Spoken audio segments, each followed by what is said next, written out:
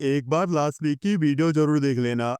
इसलिए नहीं कि हमने बैंक निफ्टी के अंदर बोला था उसके अंदर 38% से गिरावट आ सकती है, या फिर निफ्टी के अंदर बोला था निफ्टी अभी अपने टॉपिंग एरिया के पास में है। वीडियो को इसलिए देखना है क्योंकि उसके अंदर एक इम्पॉर्टेंट साइकोलॉजी मैंने डिस्कस की है। और वीडियो में मैंने ये भी बोला था अगर बाजार गिरेगा तो कारण कहीं ना कहीं से आ जाएंगे। इसलिए इस वीडियो को जरूर देखना है। और अभी चार्ट के ऊपर हम थोड़ी देर में आएंगे। उससे पहले कुछ इम्पोर्टेंट न्यूज़ है, पहले उसे देख लेते हैं। तो अभी बाजार गिरा जो लेवल हमने डिस्कस किए थे उसके पास से, और वहां पर उसके पीछे का कारण बना ईरान और इजराइल की वॉर। तो सबसे पहले हम इसको डिस्कस करते हैं और उसके बाद हम ये देखेंगे इसका इम्पैक्ट हमारे ऊपर कैसे पड़ेगा। तो इजराइल ने ईरान के न्यूक्लियर प्लांट के ऊपर स्ट्राइक कर दी, जिसमें बीच में खेल गया अमेरिका। आज की डेट में अमेरिकन बोल रहे हैं हमें कुछ नहीं पता था इस बारे में, लेकिन ये सब कुछ उनके आशीर्वाद से ही हुआ है। गर्मा गर्मी चल रही थी बीच में।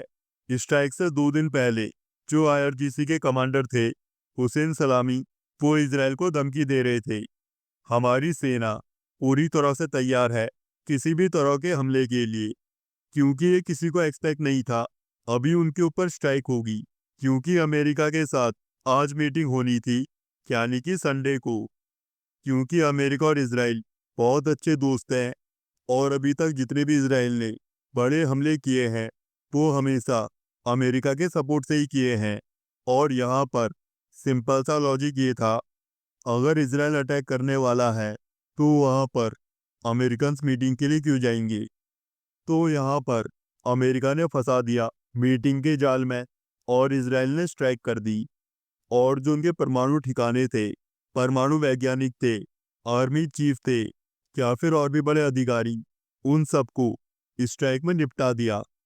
और इस हमले के बाद अमेरिका ने अपना हाथ भी झाड़ लिया, हम इन्वॉल्व नहीं थे इस मामले में और हमें कुछ पता भी नहीं था। लेकिन अमेरिका को ये कई महीने पहले से पता था। और मैं ऐसा क्यों बोल रहा हूँ इसे डिटेल में डिस्कस नहीं करूँगा, लेकिन आप हमले के बाद की जो भी न्यूज़ है उनको चेक कर सकते हो, आपको इससे आइडिया लग जाएगा। लेकिन फिर भी आपको एक शॉर्ट में ट्वीट दिखा देता हूँ। और ये ट्वीट है ब्रह्मा चैलानी का, और ये अभी किसी सरकारी पद में नहीं है, लेकिन ये पूर्व सलाहकार रहे हैं। और ये जियोपॉलिटिक्स और परमाणु नीति पर बहुत गहन विश्लेषण करते हैं। और ये भी बोल रहे हैं ट्रम्प को सब कुछ मालूम था। अगर आप चाहो तो इन न्यूज़ को डिटेल में जाकर पढ़ सकते हो। बस शॉर्ट में इतना है, इतने जल्दी वॉर ख़त्म नहीं होगी। ईरान ने भी बहुत घातक हमले शुरू कर दिए हैं, और इजराइल का शुरुआत से ये कहना था उनके पास इसके अलावा कोई और चारा नहीं है। क्योंकि अगर ईरान न्यूक्लियर पावर बन गया तो वो सबसे पहले हमको ही उड़ाएगा। तो बात ये उनके अस्तित्व की है। इसलिए जब तक सारे न्यूक्लियर साइट वो ख़त्म नहीं कर देते तब तक वो रुकेंगे नहीं। तो ये न्यूज आने वाले टाइम पर बहुत चर्चा में रह सकती है। इसलिए इसको एक बार हमने डिस्कस कर लिया है। और एक बार आपको मैं इसराइल के स्टॉक मार्केट का चार्ट भी दिखा देता हूँ। और अगर इसके अंदर आप आज की कैंडल देखोगे तो ये कैंडल ग्रीन बनी हुई है। सैटरडे संडे इसराइल में मार्केट ओपन रहती है। तो अगर वैसे चार्ट देखोगे तो अभी ये अपने लाइफ हाई के आसपास ही है। और अगर इसे हम मंथली टाइम फ्रेम में देखें तो अभी प्राइस अपनी फिफ्थ वेव के अंदर है। और ये चार्ट हम देख रहे हैं 2020 से। और यहाँ पर जो फिफ्थ वेव बन रही है वो एक्सटेंशन के अंदर है। और अगर फिफ्थ वेव एक्सटेंशन के अंदर है तो ये बन सकती है 161% के पास तक। लेकिन अभी करंट एरिया में 100% का लेवल आ रहा है। और जो लेवल्स होते हैं वो प्राइस के लिए सपोर्ट और रेजिस्टेंस का बहुत अच्छा काम करते हैं। यानी कि अगर प्राइस को यहाँ से 160% तक भी जाना होगा तब भी प्राइस के अंदर 100% के पास से एक बार करेक्शन देखने को मिल सकती है। इसलिए अभी के लिए 100% के लेवल में हम ध्यान रख सकते हैं। और अगर यहाँ से करेक्शन शुरू हुई तो यहाँ पर प्राइस 61% के लेवल के आसपास आ सकता है। या फिर डेली टाइम फ्रेम के ईएमए के आसपास। और अगर आप देखोगे तो ये लेवल्स आसपास ही हैं। और अगर प्राइस इन लेवल्स के नीचे जाएगा तो फिर यहाँ पर गिरावट और भी गर्मा सकती है। और फिर प्राइस में पहले जो 2020 से चाल शुरू हुई है उसकी करेक्शन होगी, टाइम वाइज भी और प्राइस वाइज भी। और अगर इसमें करेक्शन हुई और इसके साथ में वॉर का मामला और ज़्यादा गर्मा गया तो उस टाइम पर न्यूज को झेलना हमारे बस से बाहर होगा। इसलिए इसके अंदर एक बार 100% में ध्यान रखना है और डाउन साइड के अंदर 61% के लेवल में, क्योंकि इससे आपको ग्लोबल मार्केट के ट्रेंड का भी पता रहेगा। और अब हम बात कर लेते हैं इसका इम्पैक्ट हमारे ऊपर क्या पड़ेगा, क्योंकि जितने भी लोग हैं वो फ्राइडे मॉर्निंग बड़ी गैप डाउन ओपनिंग के टाइम पर ये सोच रहे थे बाजार गिरेगा। लेकिन जब बाजार क्लोज होते होते हमें ग्रीन कैंडल देखने को मिली तब सबके मन से डर निकल गया, क्योंकि पहले भी हमने बहुत बार ऐसा होते हुए देखा है। और ये मैंने टेक्निकल एनालिसिस के कोर्स में भी डिस्कस किया है। अगर खराब न्यूज़ आ रही है और उसमें रिवर्सल कैंडल बन रही है तो इसका मतलब है बाजार नहीं गिरेगा, या फिर ग्रीन कैंडल से बाजार ने अपनी स्ट्रेंथ दिखाई है। और अभी रिसेंट में हमने ऐसे बहुत से एग्जाम्पल देखे भी हैं, जैसे कि इंडिया पाकिस्तान की वॉर हुई लेकिन उसमें बाजार नहीं गिरा। उसके बाद यूक्रेन और रशिया के बीच में बड़े बड़े हमले हुए और उसके अंदर भी बाजार ने कोई रिएक्शन नहीं दिया। और अभी ईरान और इजराइल की वॉर चल रही है तो फिर इसके अंदर बाजार रिएक्शन क्यों देगा। अभी हमारे पास बहुत अच्छी अच्छी न्यूज़ है, चाहे आप डीआईएस की बाइंग देख लो, या फिर जीएसटी कलेक्शन देख लो, या फिर एमपीसी मीटिंग में सीआरआर का मास्टर स्टॉक देख लो। अभी हर कोई वही बोल रहा है जो मैंने लास्ट वीडियो में ऑलरेडी डिस्कस किया था। अगर बाजार में गिरावट होती है तो लोग उसमें डरेंगे नहीं, बाइंग की अपॉर्चुनिटी ढूंढेंगे। और यह भी सबके अकॉर्डिंग लास्ट मौका है बाइंग का। अगर बाजार नीचे आया और फिर उस गिरावट के बाद बाजार फटेगा, क्योंकि उसने फ्राइडे की कैंडल से ही बताया है। और वैसे ही सिनेरियो अकॉर्डिंग टू साइकोलॉजी अच्छे नहीं है। और अगर आप 50 के चार्ट में देखोगे तो यहाँ पर प्राइस ने नीचे का पैटर्न भी कंफर्म कर दिया है। हालांकि अभी प्राइस अपने लेवल्स के ऊपर है और फ्राइडे की कैंडल भी इम्पोर्टेंट है, क्योंकि ये न्यूज में बनी है। और अगर प्राइस इन लेवल्स के यहाँ पर नीचे आता है तो फिर इसके अंदर 50% या फिर डेली की एवरेज तक की गिरावट देखने को मिल सकती है। और अभी इसके अंदर हम बहुत बार डिस्कस नहीं करेंगे, सिर्फ छोटी छोटी पिक्चर के अकॉर्डिंग इसको देखते चलेंगे। लेकिन अब मोटा मोटा ये मान लो, अगर यहाँ पर प्राइस का टॉप लग गया है तो फिर इसकी बॉटम 21,000 के घरों के आसपास लगेगी। अभी स्मॉलर टाइम फ्रेम में हमें 138% के लेवल के आसपास ध्यान रखना है, क्योंकि जब प्राइस इसके नीचे आएगा तभी इसके अंदर नीचे के लेवल्स ओपन होंगे। और अगर प्राइस के अंदर 138% का लेवल यहाँ पर ब्रेक हो जाता है तो फिर आपको यहाँ पर ट्रेंड लाइन को ड्रॉ करना है प्राइस के लाइफ हाई से, जो प्राइस का हाई लगा है उसे मिलाकर। और फिर जब तक प्राइस के अंदर ये ट्रेंड लाइन ब्रेक नहीं होगी तब तक हम बाइंग साइड में नहीं जाएंगे।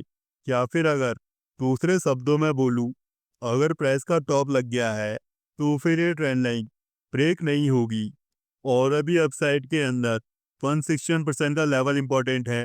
एक बार हम 15 मिनट में चलते हैं और यहाँ पर हम देखेंगे तो हमें प्राइस के अंदर यहाँ पर एक फॉल दिखाई दे रहा है।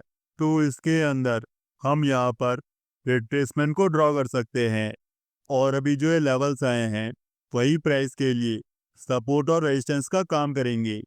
और अगर प्राइस का टॉप लग गया है तो फिर प्राइस 61% से ज़्यादा ऊपर नहीं जाएगा, या फिर आप 50% भी बोल सकते हो, क्योंकि इसके पास में ही 161% का लेवल आ रहा है। तो इसी जून का हमको अभी ध्यान रखना है। अगर प्राइस का टॉप लग गया है तो इन लेवल से ऊपर प्राइस नहीं जाएगा, या फिर इन लेवल के आसपास से ही वापस से रिवर्स हो जाएगा, जिसमें हमें डाउन साइड के अंदर पैटर्न कंफर्मेशन को देखना होगा। और अगर यहाँ पर अगर प्राइस चलना शुरू करता है तब हो सकता है हमें 81% के पास की चाल देखने को मिल जाए। जिन लेवल्स को हम बिना टच किए रिवर्स हो गए हैं, तो अभी लेवल्स के अकॉर्डिंग देखना है। अभी बाइंग साइड थोड़ी रिस्की है और अभी प्राइस में 161% की जोन भी इम्पोर्टेंट है। अगर नीचे की कहानी शुरू हो गई है तो फिर यही बाउंस का मैक्सिमम एरिया है। एक बार बैंक निफ्टी का भी चार्ट देख लेते हैं। अभी इसके अंदर देखोगे तो हमने यहाँ पर 38% का लेवल डिस्कस किया था, जहाँ से अभी प्राइस में गिरावट आई है। और जब यहाँ पर नीचे की चाल शुरू हो रही थी, वहाँ पर मैंने दो पोस्ट भी शेयर किए थे। पहला, स्मॉलर टाइम फ्रेम की काउंटिंग में थोड़ा चेंजेस हैं, लेकिन जो बड़ी स्टोरी है वो सेम है। हमको अभी डेली टाइम फ्रेम के 38% का ध्यान रखना है। इसके ऊपर जब प्राइस जाएगा तभी जाकर ऊपर की चाल बनेगी। और दूसरे पोस्ट में मैंने लेवल्स को और छोटा कर दिया था और वहाँ पर हमने 15 मिनट के 127% के लेवल को डिस्कस किया था। अगर प्राइस को ऊपर जाना है तो इस लेवल के ऊपर ही ऊपर की कहानी शुरू होगी। और अगर आप देखोगे तो अगले दिन जहाँ तक प्राइस में बाउंस आया, वो एरिया 127% का एरिया ही था। और इस ऊपर की चाल में हमने पैटर्न कंफर्म नहीं किया, लेकिन जब यहाँ से हम नीचे कंटिन्यू हुए तब यहाँ पर हमें पैटर्न कंफर्मेशन देखने को मिली थी। इसलिए पैटर्न कंफर्मेशन बहुत ज़्यादा इम्पोर्टेंट है। और अगर आप भी पैटर्न कंफर्मेशन को सीखना चाहते हो तो वीआईपी मेंबरशिप में इन वीडियोस को जाकर देख सकते हो। और पोस्ट के अंदर हमने 61% का लेवल भी डिस्कस किया था, अभी जिसके पास से ऊपर की चाल बनी है। और अगर एक बार इस चार्ट को अगर हम लाइन चार्ट में देखें तो अगर प्राइस का ये एरिया करता है तो फिर हमें एक ऊपर की चाल यहाँ पर देखने को मिल सकती है। और इसके पास में ही 81% का यहाँ पर लेवल भी आ रहा है। और इसके साथ में हम यहाँ पर जो करंट फॉल है उसके अंदर भी यहाँ पर रिट्रेसमेंट को ड्रॉ कर सकते हैं। और एक बार इसका मैं यहाँ पर कलर चेंज कर देता हूँ ताकि हमको यहाँ पर कंफ्यूजन ना हो। और इसके साथ में जो इसका फॉन्ट साइज है उसको भी मैं यहाँ पर कम कर देता हूँ। और अभी यहाँ पर आप देखोगे जहाँ पर 81% का लेवल आ रहा है वहीं पर 23% का लेवल भी आ रहा है। और अगर प्राइस यहाँ से ऊपर निकला तो फिर हमें 38% के पास की या फिर 50% के पास की एक चाल देखने को मिल सकती है। लेकिन यहाँ पर अगर हम ट्रेड लेते हैं तो उसको हम ज़्यादा टाइम तक होल्ड नहीं कर सकते हैं, क्योंकि जब तक प्राइस हमारे बड़े टाइम फ्रेम के लेवल्स के नीचे है तब तक इसके अंदर कहानी नीचे की ही है। और अगर प्राइस का यहाँ पर टॉप लग गया है तो फिर प्राइस उन लेवल्स के आसपास भी नहीं जाएगा। और यहाँ पर जो मैक्सिमम बाउंस की कहानी फिर ख़त्म हो सकती है वो 100 से 111% के बीच में हो सकती है। देखना हमको लेवल्स के अकॉर्डिंग ही है। अगर लेवल ब्रेक हो रहे हैं तो एक बार पहले यहाँ पर वॉच कर लेना है। और अगर प्राइस यहाँ से रिवर्स आया और इसने यहाँ पर पैटर्न कंफर्म किया तो फिर यहाँ से हम नीचे कंटिन्यू हो जाएंगे। जो भी ऊपर की कहानी बनेगी वो बनेगी 38% के ऊपर जब प्राइस सस्टेन करेगा। और स्मॉलर टाइम फ्रेम के अकॉर्डिंग जो 100 से 111% की जोन है वो इम्पोर्टेंट है। जब तक प्राइस इन लेवल्स के नीचे रहेगा तब तक मेरा व्यू नीचे का ही रहेगा। अगर प्राइस 81% के ऊपर सस्टेन करता है तो फिर यहाँ तक कि हमको चाल देखने को मिल सकती है। अभी निफ्टी बैंक निफ्टी को इंट्राडे के अंदर किसी भी डायरेक्शन में देखा जा सकता है स्ट्रक्चर के अकॉर्डिंग, लेकिन पोजिशनल ट्रेड में ये रिस्की बैट है। अगर ये 61% के ऊपर निकल गए तब भी। और जब भी मैं ऐसे सिनेरियो में फंसता हूँ तब वहाँ पर मैं इसके साथ में ऐसे चार्ट्स को देखता हूँ जिनके अंदर मेरा risk and reward ratio favourable हो और वहाँ पर स्ट्रक्चर ऊपर का बना हो। और ऐसे बहुत से स्टॉक्स मैंने डिस्कस किए हैं आप उनकी वीडियोस जाकर एक बार देख सकते हो। और अभी ऐसा ही एक चार्ट हम देख लेते हैं, और ये चार्ट है निफ्टी एफएमसीजी का। और इस चार्ट को जो अभी मेंबर्स के लिए वीडियो आएगी उसके अंदर मैंने डिस्कस किया हुआ है कैसे किसी भी चार्ट के अंदर हम एक्सटेंशन की हेल्प से टारगेट पता करते हैं। और अगर आप भी किसी स्टॉक को लेते हो और उसका टारगेट पता नहीं कर पाते हो तो इस वीडियो को आप जाकर देख सकते हो। ये वीडियो आपके बहुत काम आएगी। और अगर बड़े स्ट्रक्चर के अकॉर्डिंग हम इसके अंदर बात करें, अगर सारे इंडेक्स गिरे तो क्या इसके अंदर बड़ी गिरावट हो सकती है?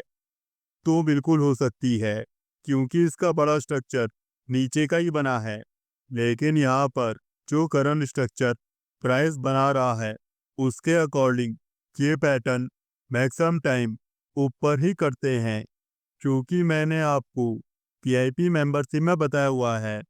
और अभी इसके अंदर जो 200 की एवरेज है उसके आसपास का एरिया यहाँ पर इम्पोर्टेंट है, जिसके पास में 38% का लेवल भी आ रहा है। अगर हमें इस एरिया में पैटर्न कंफर्मेशन देखने को मिलेगी तो फिर ये ऊपर कंटिन्यू हो जाएगा, जिसमें टारगेट के लिए हम यहाँ पर एक्सटेंशन को अप्लाई करेंगे और साथ में रिट्रेसमेंट लेवल को फॉलो करेंगे। और अगर प्राइस के अंदर जो इसका प्रीवियस लो है वो ब्रेक भी हो गया, तब भी यहाँ पर हमको शुरुआत में पैनिक करने की ज़रूरत नहीं है। हम यहाँ पर जो प्राइस का राइज है उसके अंदर यहाँ पर रिट्रेसमेंट को लगाएंगे। एक बार इसका कलर चेंज कर देता हूँ। और ये रिट्रेसमेंट अभी मैं कोऑर्डिनेट नहीं कर रहा हूँ, लेकिन जब आप चार्ट देखोगे तब इसको आप कोऑर्डिनेट कर लेना। यहाँ पर कहने का मतलब ये है, अगर इसके अंदर प्रीवियस लो ब्रेक भी हो गया तब भी वो फॉल्स ब्रेकडाउन हो सकता है। और जो भी फॉल्स ब्रेकडाउन होते हैं वो मैक्सिमम टाइम 111% के लेवल के आसपास ख़त्म हुए हैं। तो अगर यहाँ पर हमें ब्रेकडाउन देखने को भी मिला लेकिन उसके बाद दिख रहा है प्राइस यहाँ पर संभल रहा है, तो 111% के लेवल के असल के साथ उसको हम अपसाइड के लिए देख सकते हैं।